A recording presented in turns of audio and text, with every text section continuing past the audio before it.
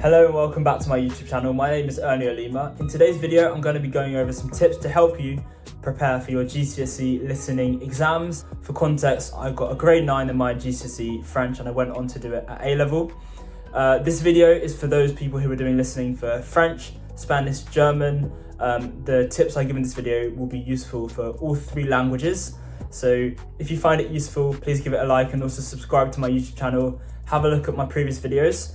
And let's get right into it, to the strategies and the tips I would give to prepare for the exam and to do well on the exam day. So now the first thing is to do daily listening practice from now until the exam day. So one way that I would recommend doing this is through a podcast called the Duolingo podcast. They have the Duolingo French podcast and they have the Duolingo Spanish podcast. This is a very, very good podcast. It helps you to boost your ability to understand and listen to spoken language, and it's at a level which is around the GCSE level. The plan is to listen to one episode a day from now until the exam. This sounds like a lot, but it's the best way for you to get immersed in the language and to make sure that you're getting as much exposure and starting to understand the language that you're going to have in your listening exam. They use real life stories, which makes it even better and makes it more interesting. If you're doing GCSE German, I would also recommend the YouTube channel Easy German, and that's the same for French and Spanish. They have Easy French and Easy Spanish. These take real life street interviews, so they are definitely a lot more fast paced and the language spoken is a lot quicker. It will be nothing like the exam, but if you're able to listen to real life spoken language when you go into the exam, it will be a lot easier. So that's the first tip, going and listening, practicing every single day with the podcast and the YouTube. The next thing is to train your ear actively. So instead of just passive listening, you also need to make sure you're doing some active form of listening. One website that I would recommend is called Lyrics Training. So this website, it uses songs and the lyrics of the songs to help you practice your listening and recognizing different words and accents. That's another great tool. The link to that I'll put in the description of the video. Finally, if your exam board offers past papers, like most exams, take a look at them. Do as many as you can between now and the exam. Also look at where you got things wrong and try and learn from your mistakes. So doing past papers, doing listening through lyrics training, and also listening to a podcast daily from now and the exam. The next point is to focus on your grammar and your vocab. If you have the time, you should go over all of the vocab that could come up in the exam. Yep, you may think that this is a lot to do. So if you have the time, I would recommend doing it. It's definitely possible because you'll know most of the words anyway, but there may be some words that you don't know. So the best way to go over the vocab is through Quizlet, in my opinion. So I'll put the link to Quizlet sets for French, German and Spanish, which have all of the words that you need to know. If you have less time, the best way to go over the vocab and see what words you may or may not know, the best way to do this is via the specification, especially for AQA, because they put a list of all of the words that will come up in the GCSE listening exam. So go over the specification if you have less time and just pick out the words that you don't know and start to revise them. It's just in these last few days you want to learn as many words as possible. That will ensure you're not caught out during the listening exam. Again, you should learn, along with the vocab, you should also be trying to learn some basic grammar. So these basic things, including recognizing tenses, will help you during the listening exam, just to make sure you're not caught out and you're understanding what's going on, especially the tenses, because you need to know if they're talking about something that will happen, that has happened, that could happen.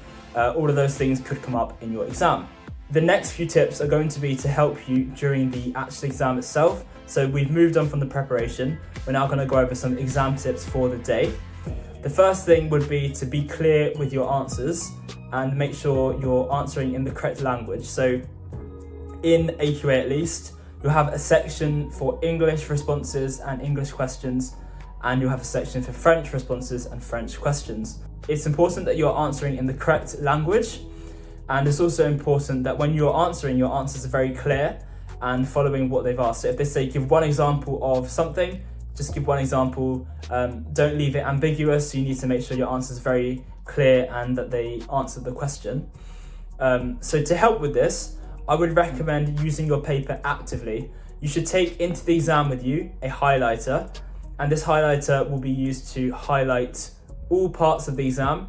You shouldn't hesitate to use your highlighter, because having it, make sure you're understanding the exact things that they're asking you to do.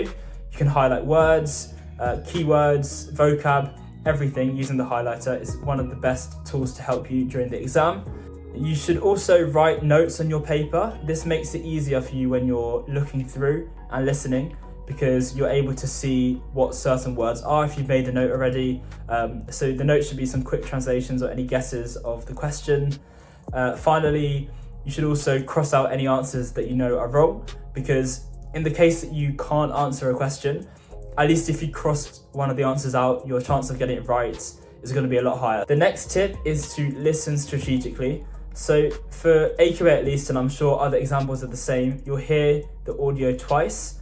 So that means you have two chances to listen very, very carefully and to make sure you haven't been tricked or you've missed out any keywords. So the first time you should listen for the overall meaning and try and answer the question. The second time you should check your answers and catch anything that you missed or confirm some details that you didn't get the first time round. And again, like I mentioned before, if you miss something, you should just take an educated guess. Do not leave anything blank, because you may get the question right. So it's important that you answer every question, make a very educated guess, as you could get it right. And finally, I'm going to go over some common traps that can come up. I'm going to cover this briefly because I'll make a separate video for GCSE French, but in general, you should look out for any false friends. These are words that look like they have an English equivalent. An example would be actuellement in French, which actually means currently. It doesn't mean actually. You should also watch out for words that sound similar in the language, and also some distractors. So in the listening, they'll try and throw in some words or phrases that don't actually help you answer the question. You should try and stay focused on the question and make sure you're not being distracted. Final reminder to finish the video, don't try and cram everything in on the last night. This is very difficult to do. You should try and start preparing as soon as possible.